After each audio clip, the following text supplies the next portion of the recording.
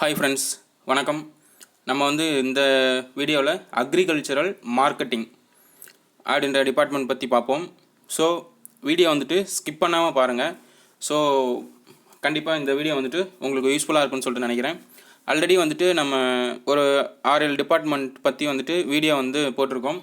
So நீங்கள் வந்துட்டு சேனலில் போயிட்டு அதை செக் பண்ணி பாருங்கள். கண்டிப்பாக வந்துட்டு உங்களுக்கு யூஸ்ஃபுல்லாக இருக்கும். ஓகேங்களா? ஸோ ஃபஸ்ட் எடுத்தோன்னே இதில் ப்ரமோஷன் ஸ்டெப்ஸ் என்ன இருக்குதுன்னு சொல்லிட்டு பார்த்துருவோம். நெக்ஸ்ட்டு இதனுடைய ஜாபு, மெயினாக என்ன ஜாப், ஒரே ஒரு ஜாப் தான், அதை வந்து ரொட்டீனாக வந்துட்டு பண்ணிகிட்ருக்காங்க. நெக்ஸ்ட்டு இதனுடைய ப்ரமோஷன் எது வரலும் போய் நிற்கும்.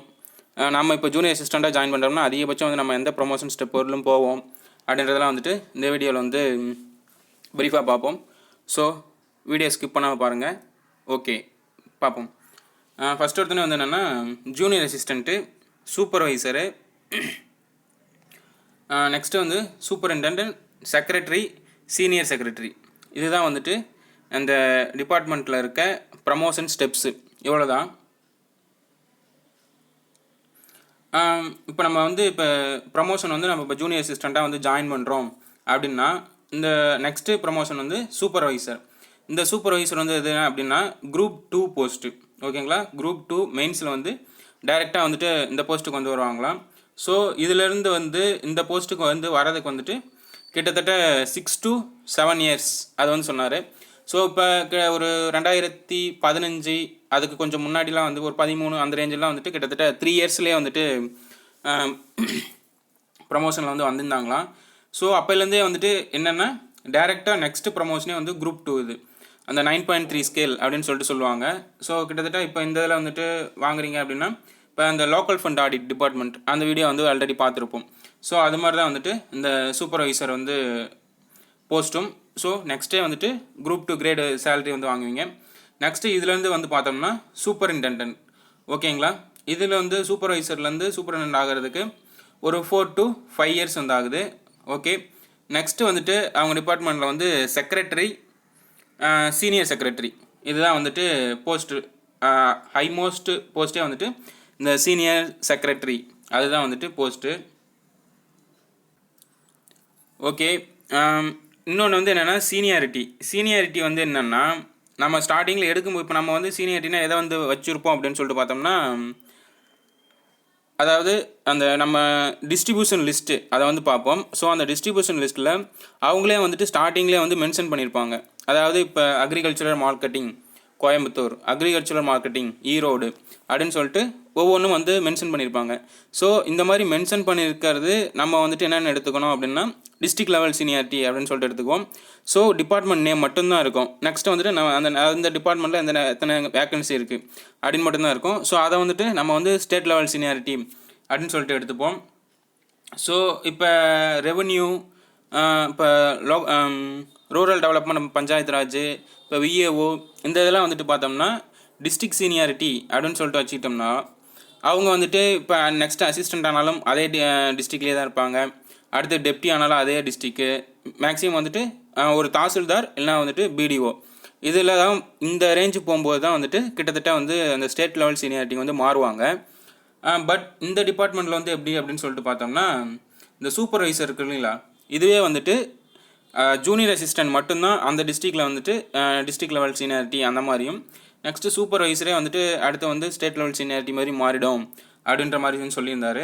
ஓகே. கிட்டத்தட்ட எப்படி இருந்தாலும் இப்போ நீங்கள் ரூரல் டெவலப்மெண்ட்டோ இல்லை ரெவன்யூ செக்ஷன் அந்த மாதிரி எடுத்திங்கன்னா நீங்கள் எந்த டிஸ்ட்ரிக்டில் எடுக்கிறீங்களோ அதிகபட்சம் ஒரு 15 to 20 வருஷம் வந்துட்டு அதே டிஸ்ட்ரிக்ட்லேயே வந்துட்டு நீங்கள் ஒர்க் பண்ணிக்கலாம். பட் இதில் வந்துட்டு கொஞ்சம் மாறும். மேக்ஸிமம் வந்துட்டு அந்த டிஸ்ட்ரிக்ட்லேயே தான் இருக்க மாதிரி இருக்கும். சூப்பர்வைசர் போட்டாங்கனாலும் அதே டிஸ்ட்ரிக்கு என்ன, அங்கே வந்துட்டு அந்த ஒர்க்குனால வந்துட்டு ஒரு சிலர் வந்துட்டு வேறு டிஸ்ட்ரிக் வந்து வாங்கிட்டு போயிடுவாங்க அப்படின்ற மாதிரி வந்து சொல்லியிருந்தார். ஸோ அந்த ஒர்க்னால ஒழிய மற்றபடி வந்துட்டு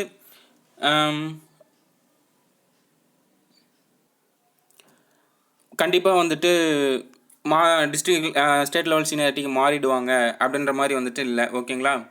அது வந்து அந்த ஒர்க் ப்ரெஷர்னால் வந்துட்டு, ஒர்க் ப்ரெஷர் மீன்ஸ் நான் என்னென்னு சொல்லிட்டு சொல்கிறேன். ஸோ அந்த காரணத்தினால வந்துட்டு அவங்க வந்து அவங்களாவே வந்து வாண்டடாக வந்துட்டு டிஸ்ட்ரிக் வந்துட்டு மாறி மாறி போயிட்டுருப்பாங்க அப்படின்னு சொல்லிட்டு சொல்லியிருந்தார். அதுதான் வந்து அதை சொல்லியிருக்கேன். So work level based on the surrounding அதாவது ரீஜியன் அப்படின்னு சொல்லியிருந்தார். ஸோ இவங்க வந்து கிட்டத்தட்ட வந்து ஒரு 3 டிஸ்ட்ரிக்கு 4 டிஸ்ட்ரிக்கு அந்த மாதிரி வந்து சேர்ந்த மாதிரி தான் வந்துட்டு ரீஜியன் வந்து பிரிச்சுருந்துருப்பாங்களாம். ஸோ அதில் எந்த ரீஜியன் நம்ம இருக்கோம் அப்படின்றத பொறுத்து மேக்ஸிமம் ஒர்க் அது இருக்கும் அப்படின்னு சொல்லியிருந்தார். மேக்ஸிமம் வந்துட்டு இப்போ நார்த் சைடில் கொஞ்சம் ஒர்க்கு வந்து அதிகமாக இருக்கிற மாதிரியும், கொஞ்சம் சவுத் சைடில் வந்துட்டு ஒர்க் வந்து கொஞ்சம் கம்மியாக இருக்கும் இந்த டிபார்ட்மெண்ட்டில் அப்படின்னு சொல்லியிருந்தார். ஸோ இவங்களுக்கான ஒர்க்கு வந்து என்ன அப்படின்னு சொல்லிட்டு பார்த்தோம்னா, மொத்தம் இப்போ விவசாயிகளுக்கும் இவங்களுக்கும் நெக்ஸ்ட்டு வந்துட்டு அந்த விவசாயிகளுடைய பொருளை வாங்குறவங்களுக்கும் இவங்களுக்குள்ள தான் வந்துட்டு அந்த ஒரு டிரான்சாக்ஷன் இல்லை ஒரு பழக்க வழக்கம் நேரடி மக்கள் தொடர்பு அது வந்துட்டு அவங்களுக்கு தான் இருக்கும். ஸோ இவங்களோட ஒர்க்கு வந்து என்ன அப்படின்னு சொல்லிட்டு பார்த்தோம்னா, இப்போ விவசாயிங்க வந்துட்டு விவசாயம் செஞ்சுட்டு இப்போ அறுவடை பண்ணிவிட்டு அந்த பொருளை வந்துட்டு இங்கே வந்துட்டு இவங்கள்ட்ட வந்து விற்பனை பண்ணுறதுக்காக வந்துட்டு அங்கேருந்து வந்து எடுத்து வருவாங்க. ஸோ இவங்க வந்து அது என்ன பண்ணுவாங்கன்னா, எவ்வளோ வெயிட் இருக்குது, இந்த ரேட்டுக்கு வந்துட்டு எவ்வளோ வந்து போகுது, அதெல்லாம் வந்துட்டு ஃபிக்ஸ் பண்ணிவிட்டு வாங்கி வச்சுக்கிறது இவங்களோட ஒர்க்கு. நெக்ஸ்ட்டு வந்துட்டு என்னென்னா, அதே மாதிரி திரும்ப இங்கே வந்துட்டு பொருள் வந்து கொடுத்துட்டு போயிருப்பாங்களா, அங்கே வாங்கிறதுக்கு திரும்ப வந்துட்டு வணிகர்கள் வந்து அங்கே வருவாங்க. ஸோ அவங்களுக்கு வந்துட்டு இவங்க கரெக்டாக வந்துட்டு அவங்க என்ன திங்ஸ் வந்து கேட்குறாங்க அப்படின்னு சொல்லிட்டு திரும்ப அதுக்கான பொருளையும் வந்துட்டு அவங்கள்ட்ட கொடுத்துட்டு அவங்கள்ட்ட இருந்து திரும்ப அந்த பணத்தை வந்து வசூல் பண்ணுறது இவங்களோட மெயின் வந்து ஒர்க்கு. நெக்ஸ்ட்டு இன்னொன்று என்னென்னா, இப்போ பொருள் வந்து இப்போ விவசாயிகள்ட்ட இந்த வாங்குறாங்கல்ல, அந்த மாதிரி வாங்கும்போது மொத்த கொள்முதல் விலை எவ்வளோ வருதோ அந்த விலையில் வந்துட்டு 1% வந்துட்டு இவங்க வாங்கி அதை வந்து இவங்களுக்குன்னு ஒரு அக்கௌண்ட் இருக்குமா, அந்த அக்கௌண்ட்டில் போயிட்டு கட்டுறது இவங்களோட மெயின் ஒர்க்கு. இதுதான் இப்போ அந்த ஜூனியர் அசிஸ்டண்ட்டுக்கு வந்துட்டு என்ன மெயின் ஒர்க்கு அப்படியா இருக்கும்னா, திங்ஸ் வரும், அதை வந்துட்டு வெயிட்டேஜ் போட்டு எவ்வளோ இருக்குது, யாருக்கு கொடுத்துருக்கோம், அவங்களுக்கு வந்து அவங்களுக்கு இப்போ விவசாயிகள்டேருந்து பொருள் வாங்குறாங்க இல்லைங்களா, அவங்களுக்கு திரும்ப வந்துட்டு பணம் கொடுக்க வேண்டியதும் இவங்களோட பொறுப்பு. ஸோ அதை வந்து மேக்ஸிமம் வந்து 1 நாள் to 2 நாளில் வந்து கொடுப்பாங்களாம். ஏன்னா அதுக்குள்ளே வந்துட்டு வணிகர்கள் வந்து வாங்குவாங்க, திரும்ப அந்த பணத்தை வாங்கி இங்கே வந்து இவங்கள்ட்ட கொடுத்துறது இவங்களோட மெயின் ஒர்க்கு. அதில் வந்துட்டு அந்த 1% வந்து வாங்கிக்குவாங்க. பட் இதில் வந்துட்டு என்ன வந்து ஒரு டிஃபெக்ட்டு அப்படின்னு சொல்லிட்டு பார்த்தீங்கன்னா, இப்போ இந்த மேக்ஸிமம் வந்துட்டு முன்னே வந்துட்டு இந்த சூப்பர்வைசர் சூப்பரண்டனன்ட் இவங்களுக்கு தான் வந்துட்டு அந்த அதிகமான ஒரு பொறுப்பு இருந்தது. இப்போ வந்துட்டு அது வந்து ஜூனியர் அசிஸ்டண்ட்டுக்கும் வந்துட்டு இருக்குது அப்படின்ற மாதிரி சொல்லியிருந்தாங்க. ஸோ என்னென்னா, இப்போ அந்த வணிகர்கள் வந்து வாங்குறாங்கள்ல, அவங்கள்ட்ட எல்லாத்திட்டையும் பணம் வந்து வசூல் பண்ண வேண்டியது இவங்களுடைய முக்கிய பொறுப்பு. ஓகேங்களா, இவங்க தான் வந்து அதுக்கு முழு பொறுப்புமே. ஸோ இன்கேஸ் வந்துட்டு அவங்க திங்ஸ் மட்டும் வாங்கிட்டு போயிட்டு திரும்ப இன்கேஸ் ரிட்டன் வந்து இவங்களோட வந்து பணத்தை வந்து வசூல் பண்ண முடியலைனால் அதுக்கு வந்து இவங்களே தான் வந்து முழு பொறுப்பெடுத்துக்கணும். திரும்ப அதுக்கு இவங்க வந்து அதை கிளியர் பண்ணுறதுக்கு என்ன ஆக்டிவிட்டீஸ் அது இது எடுக்கணுமோ அது வந்து இவங்களோட பொறுப்பு தான் அப்படின்ற மாதிரி மட்டும் சொல்லியிருந்தார். ஸோ மேக்ஸிமம் வந்துட்டு இதுதான் பதிவேடுகள் தான், அதில் தான் வந்துட்டு இவங்க ரெக்கார்ட்ஸ் அது மெயின்டைன் பண்ணுறது. மேக்ஸிமம் வந்துட்டு ஃபைல் ஒர்க் வந்துட்டு இருக்காது அப்படின்னு சொல்லியிருந்தார். இப்போ வந்து ரீசெண்டில் கரண்ட்டில் வந்து இப்போ நம்ம டிஜிட்டல் நோக்கி நம்ம போயிட்டுருக்கும்போது இவங்களுக்குன்னு வந்துட்டு ஒரு ஆப்பு என்ன அப்படின்னு சொல்லிட்டு பார்த்தோம்னா நாம் நீங்கள் கரண்ட்டில் கூட கேள்விப்பட்டிருந்துருக்கலாம். அதாவது விவசாயிகள் வந்துட்டு டைரெக்டாக வந்துட்டு அதிலே அப்லோட் பண்ணுற மாதிரியும் திரும்ப திங்ஸ் வந்து அதிலே வந்து எவ்வளோ போகுது அது மாதிரி வந்து பண்ணுறதுக்காக வந்துட்டு நாம் அப்படின்ற மாதிரி ஒரு ஆப் வந்து சென்ட்ரல் கவர்மெண்ட்லேயே வந்துட்டு அவங்க இன்ஸ்டால் அதாவது இம்ப்ளிமெண்ட் பண்ணியிருக்காங்க. ஸோ அதில் இப்போ இன்ன வரலும் வந்துட்டு பதிவேடுகள் அதாவது இதில் வந்துட்டு மெயின்டைன் பண்ணிட்டு இருந்தாங்கன்னா, ரெக்கார்ட்ஸ் வந்து மெயின்டைன் பண்ணிட்டு இருந்தாங்கன்னா, இனிமேலுக்கு வந்துட்டு மேக்ஸிமம் வந்துட்டு விவசாயிகளையே டைரெக்டாக வந்துட்டு நாம் ஆப்லேயே அப்லோட் பண்ண வைக்க வேண்டியதும் இவங்களோட பொறுப்பு தானா. ஸோ அந்த மாதிரி வந்துட்டு மினிமம் ஒரு நாளைக்கு ஒரு 100லேருந்து அதிகபட்சம் ஒரு 600-700 பேரை வந்து ஒரு நாளில் சந்திச்சுட்டு இவ்வளோ ரெக்கார்ட்ஸ் மெயின்டைன் பண்ணுறது தான் இவங்களோட முழு பொறுப்பு.